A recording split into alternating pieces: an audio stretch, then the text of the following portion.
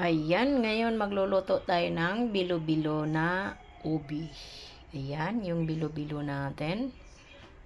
At mayroon tayong langka, San Fernando, at kamuting purple. At kakanggata. Ayan, ito lang ang ingredients ko. Simple lang siya. At ito na yung pangalawang piga natin. At andito na yung sago. Ayan, kumulo na at ilalagay natin ang San Fernando natin. Ayan na. Ilagay na natin yung San Fernando natin. Ayan, hintayin natin lumambot ng konti. Saka natin ilalagay yung kamuti. Kasi yung kamuti sobrang ligat. Kaya madali lang yun maluto. Lalo na pag ganyan na hinihiwa-hiwa natin. Ayan, malambot na siya ng konti yung San Fernando natin. Kaya susunod natin yung kamote.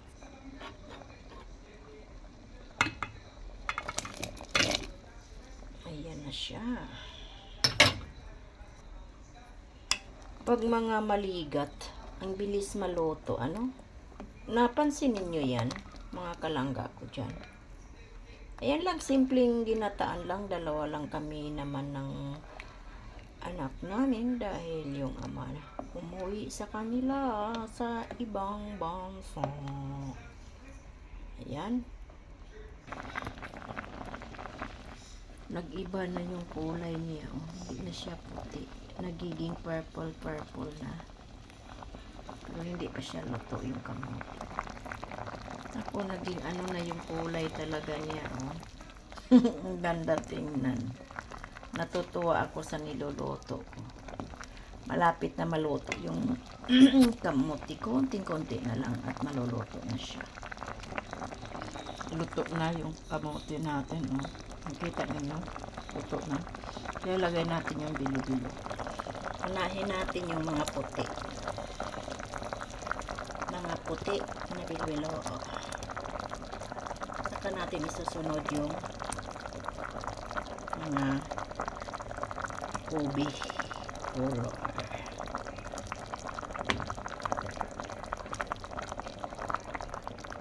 Ayan. Sunod natin yung ayun na siya. Sunod natin yung ubi. Ayan.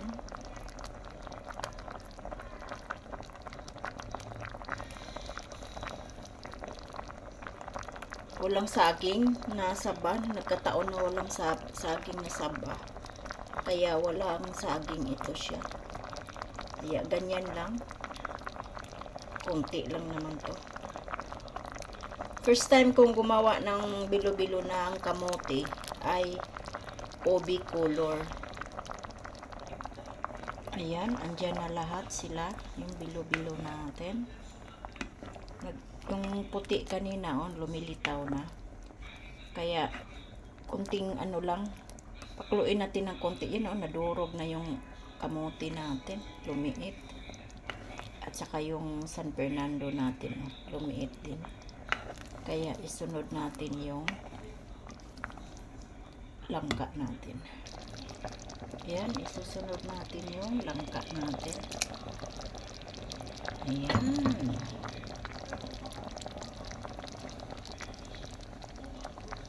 Ginataan natin na may langka.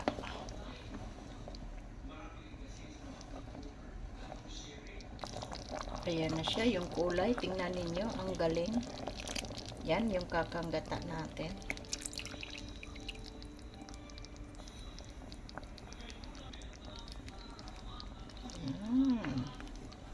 Ang galing, yung kulay.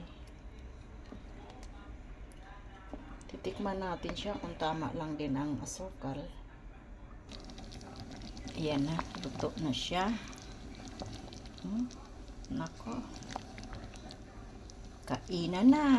Let's eat. Ito ang snack namin. Bye-bye. mag-push.